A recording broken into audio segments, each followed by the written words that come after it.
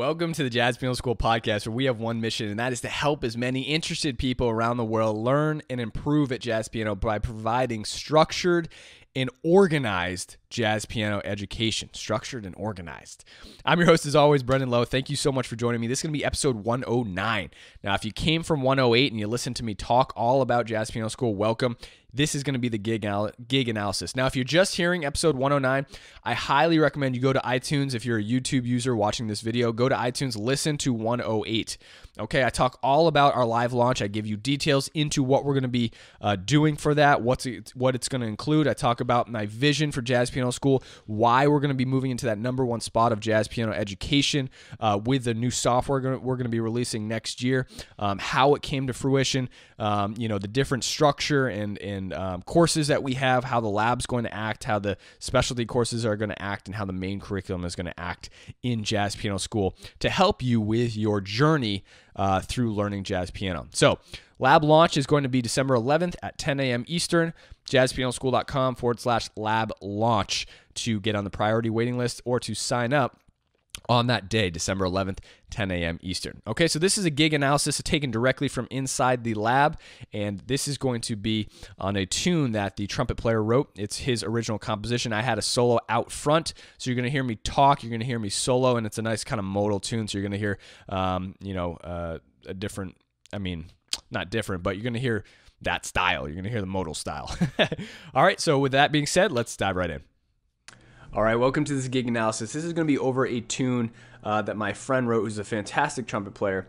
And this tune, it's his original composition called Panda's Premise. And I actually start with a piano solo up front. This was at a club in Stockton in California called Take 5. And obviously Dave Brubeck had a lot to do with the University of Pacific, establishing the Brubeck Institute and things like that that's going on down there. So this club was called Take 5, and this was a gig that we did there.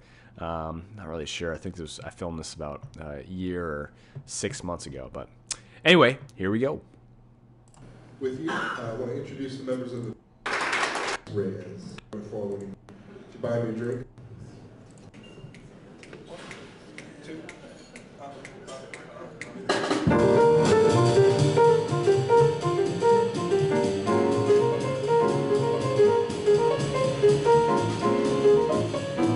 All right, so right off the bat, you can see that I'm starting with a motif, right? I'm not playing much. I'm trying to, keep it simple, get in the groove. And for me, this is the very first tune we had on the gig, right?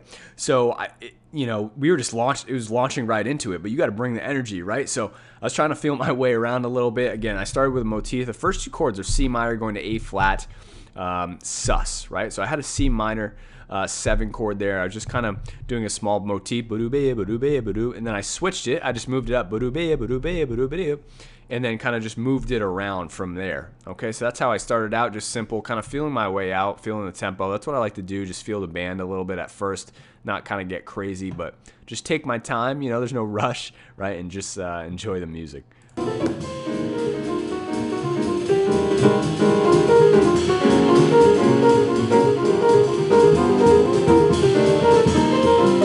So finally, for the whole first chorus, I have that one motif going on. Then we just hit the second chorus here, and then I start using a new motif, moving up, right?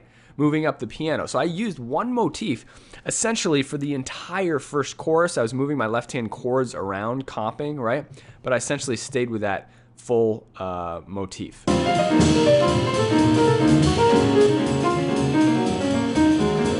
So now I have a new motif going. And my right hand, my left hand are having a conversation. They're alternating, right? So my right hand played and then my left hand comps in the space, right? It's a great technique to start to develop your solo and build motifs when your right hand and left hand are switching off instead of doing them at the same time. Listen again. So this is the first chorus still. Sorry about that. All right, here's the new chorus. See how they're alternating?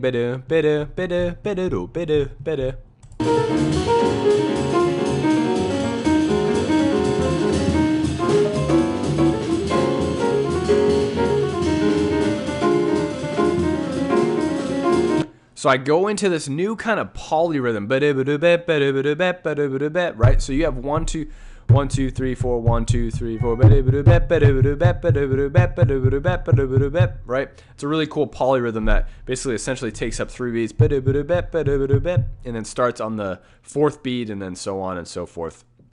I think I used that a couple other times as well, but I switched to that motif, and you'll see it's like motifs are the name of the game. If you can start to develop motifs like that and switch them, you know, back and forth, you know, you're going to be developing your solo really, really well. I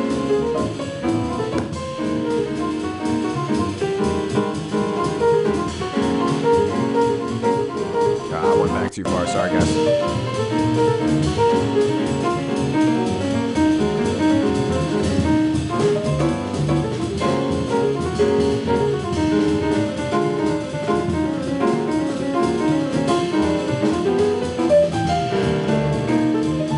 Right there, right? Really nice way to kind of add some force or some bite, right? Or some drive.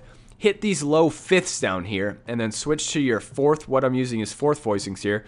Basically just like a C, F, B flat in my left hand for that C minor 7 chord. So I actually don't have the minor 3rd in there yet, but if I move my left hand up in 4ths, like C, F, B flat is my 1st chord, D, G, C is my 2nd chord, E flat, A, D would be my 3rd chord, I get to that minor 3rd, but I'm playing essentially just up and down the C Dorian mode in 4ths, and that gives you a nice, really modern sound in your left hand.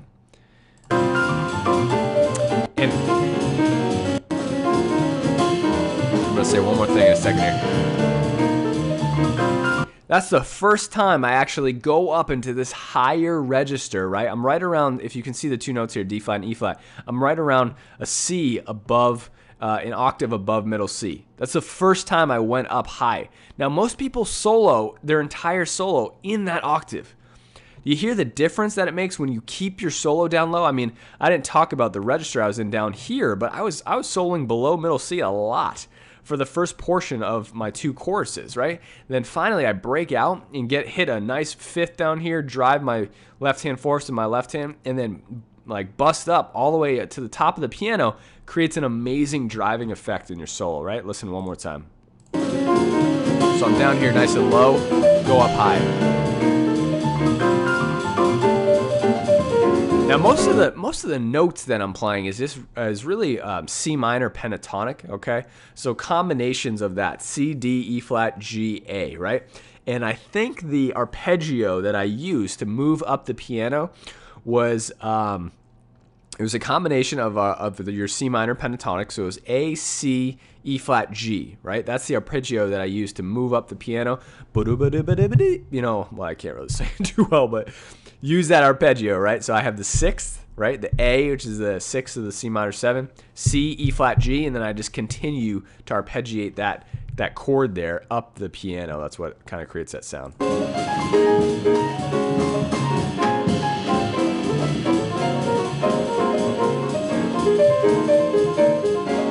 Now my left hand, you see this, my left hand is actually using 3-note clusters here, right? It gives a thicker texture sound, right, to comp. Okay, it's not as thin, so I'm really choosing carefully what type of textures my left hand's using, whether I'm using like a 3-note texture cluster here, that's completely okay. This is over, what chord is this? I think the A flat sus maybe, I'm not too sure, but again, these are always okay. Like if you have a cluster of 3 whole notes in a row, it's going to add a thicker support, whereas if you kind of thin it out, maybe use a 3-note voicing, you're going to get a different texture. But again, my left hand's comping a lot because of this driving tune, right? I can't tell you why, but it's a texture I was going for at the time. You could just as easily kind of approach this without much left hand. My left hand's doing a lot here. You'll hear that from modern players, Joey Calderazzo, Aaron Goldberg, comping on upbeats. Right, so your right hand's soloing, your left hand's doing a lot of like kind of staggered rhythmic compings. Okay, that's kind of where I'm taking that style from, or that approach from.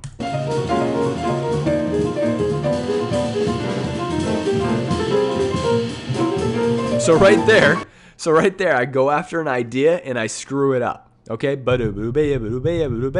so I'm outlining triads. Okay, so I'm going and you know, I fumbled my fingering or something like that. So I was like, screw it. I'm dropping that idea. So I mean, these videos are great to see my mistakes as well, right? Or my doubt, or places where I get turned around. So I screwed that up. You just let it go, and then I just kept going into something else. So listen again. So I was going E flat, C, E flat, G, D, F, D, F, A. I'm just outlining triads back and forth in a pattern motion. Okay, check it out. So right there, right? I screw up.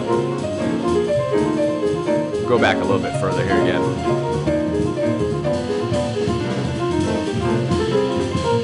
Screw up and then keep going, right? So if you screw up, just let it go. I just lifted my hands off the piano. Boom, took a second, and then bam, right? If you'll have moments where your ideas aren't coming out, right? Your hands, it's just not translating from your brain to your hands. And if that's the case, I hear pros do this all the time, right? And you just lift for a second, and it's like almost seamless, right? You have an idea, you lift, and then go into your next idea.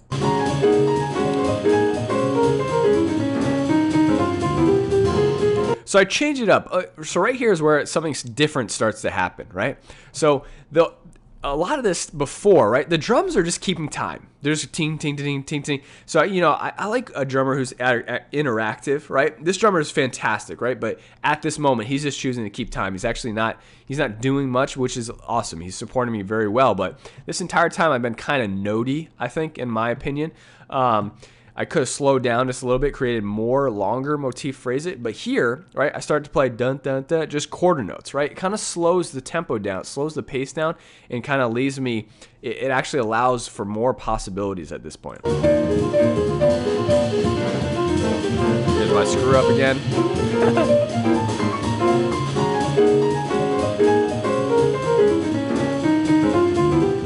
Right, building. So you see how it builds? Like, it builds so much into that, and that actually allowed me to establish a new idea.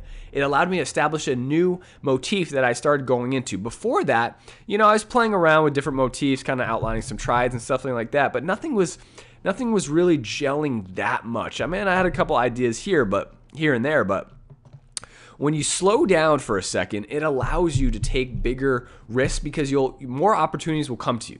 Like, don't play all the time, because when you're doing that, you're missing out on opportunity. Like, the space that you give yourself will give you ideas. That's the greatest thing. It's the same thing in life, right? When you take space, that space will lead to new ideas, but you have to take the space in order to get that creativity, right? The juices to flow. Okay, check it out. I go into this cool new motif that I like. Again, this is a two-hand conversational thing. This sounds great. I love the way this sounds. I love when I hear people do this and play this. It's just fantastic. Right? Absolutely love it. Now, I keep the motif going, but I change up the rhythm. So before I was going right? The ms are my left hand. Now I switch up the rhythm a little bit, right? I just flip-flop the motif. So I keep the same melodic motif going. This is the great thing about motifs is you can change it melodically, you can change it rhythmically, and I change it rhythmically here. Now, obviously, I'm changing it melodically because I'm moving up and down, but the main thing that switches here is the rhythm. Da da ba ba ba ba ba ba, right? And then I'm still doing conversational here, but I'm going da da da da, right? So my left hand has again the space da da boom, ba da boom, da da da da da da da da da da da, right? Cool stuff. And then again, I flip it around again. I change the rhythmic motif. Now I'm still keeping the third, the melodic motif of the third, but now I'm going da da da da da da da da da da da, right? With those thirds. Probably the best part of my solo yet, right? Just this whole developmental process or this idea right here.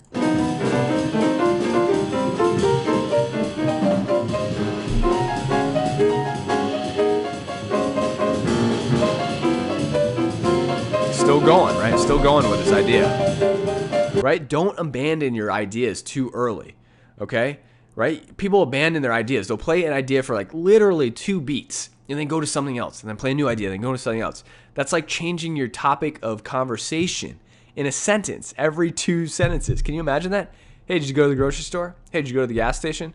Hey, how was the ball game yesterday? Hey, what do you got going on tomorrow? It's spastic, right? You can't do that. You got to stick with the same idea.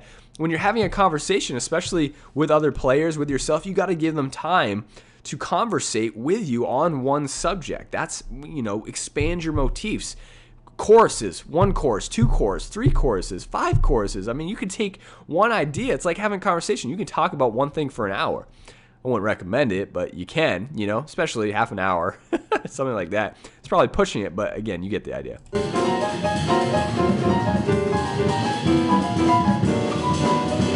All right, so I finally break out of it, right? So I'm going.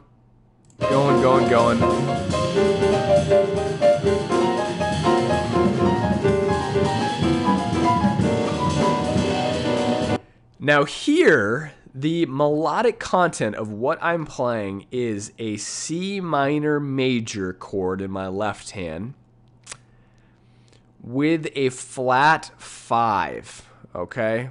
So you can call that a minor 7 flat, a minor major 7 flat 5 chord if you want, right? So it's E flat, G flat, B, and D. Now my right hand is mimicking those chord tones. You can think of this as this comes kind of from your diminished scale, but it's cool. It gives a really cool sound over your minor. So like you can think E flat diminished, right? Slightly, and it comes from your whole half scale, right? If you play an E flat whole half, you're going to get the same sound. My voicing in my left hand, again, is kind of, so this can be used, or if you're playing like a C minor 7, you'd think minor 7 flat 5, right? With a major 7 in there. E flat, G flat, B, D. Then my right hand's playing kind of whole half or outlining. I think I'm just outlining the chord tones here.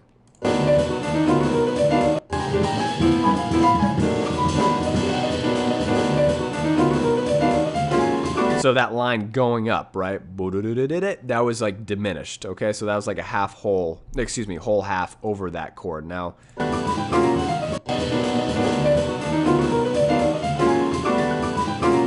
so what I do there is I go to my A flat sus, but I simply move up by a half step, and you'll hear this all the time. You move up by a half step, solo over that next half step. So in essence, I'm soloing over A sus now, A7 sus, right? I do that for a beat or two, and then I move back down. So it's kind of like a side slip, right? You're just kind of moving up to moving up by a half step, and then moving back down by a half step. All right, check it out. There's diminished, up, down.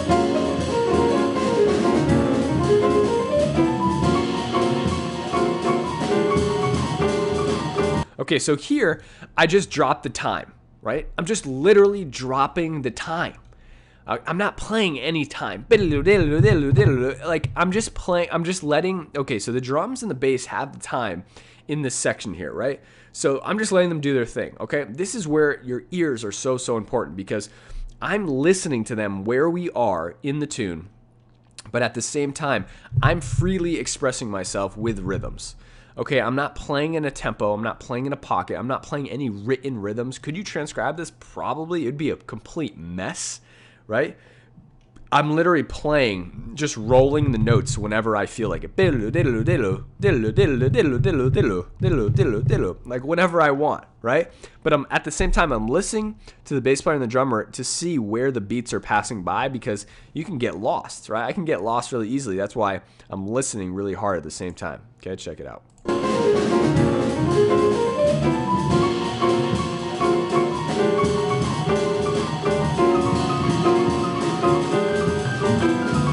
And then finally, right, I go back into the tempo or the pocket, when we get back to the top of the chorus.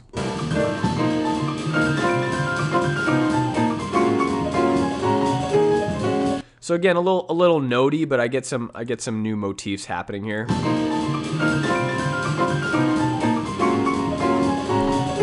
So new that's my new rhythmic motif. Kind of using some triad stuff over the A flat sus.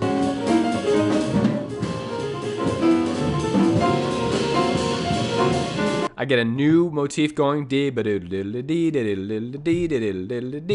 right, with my left hand. It's really nice to sync your right hand and your left hand together. It's a very powerful device because you're adding, you know, a combination of both hands playing the same thing at the same time. All right, here we go. I should have kept that going.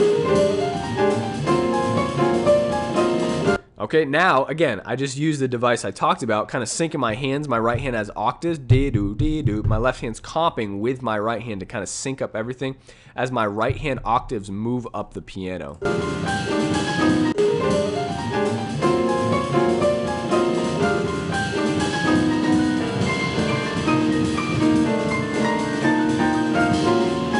Now, to be completely honest here, I had a couple ideas going on in my head. I can tell by watching this video and just listening to what I'm trying to go for. So, dee-dee-doo, dee-dee-doo, dee-dee-doo. I had a couple ideas, and then I couldn't find what idea I wanted to go with, right? Because I had too many ideas in my head. I think I wanted to play one rhythm with my right hand, dee-dee-doo, dee-dee-doo, dee-dee-doo, dee-dee-doo, dee-doo, dee-doo, dee, and then switch it up with my octaves, but for some reason, it didn't come out as cleanly as I wanted to, and it kind of, again, you feel a little stagger in my solo, right? It's like a hiccup almost. Oh, let me go back a little further.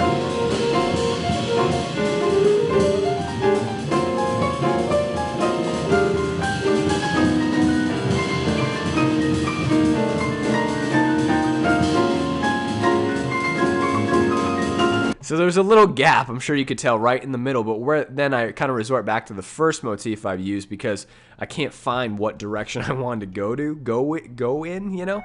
And then I kind of ended up just going back with the same thing I started with.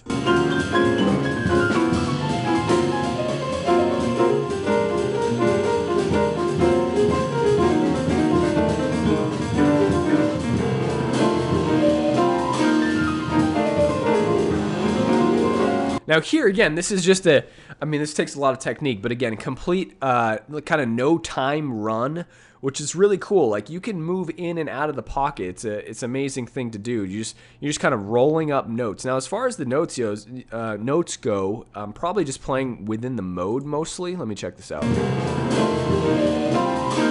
I'm just playing essentially C Dorian, right? Just moving up a C Dorian scale like back and forth kind of quickly, but again, it's the out of time presence that makes it powerful, right? Makes it really prominent.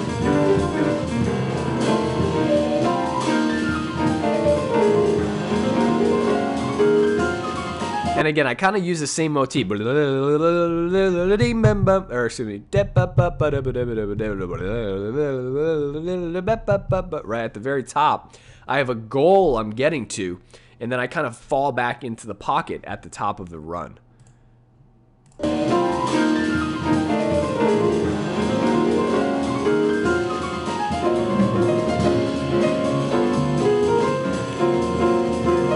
And then this is the melody here, which was the cue for the end of my solo. Cool. So that was the solo. I hope you guys enjoyed the analysis of this.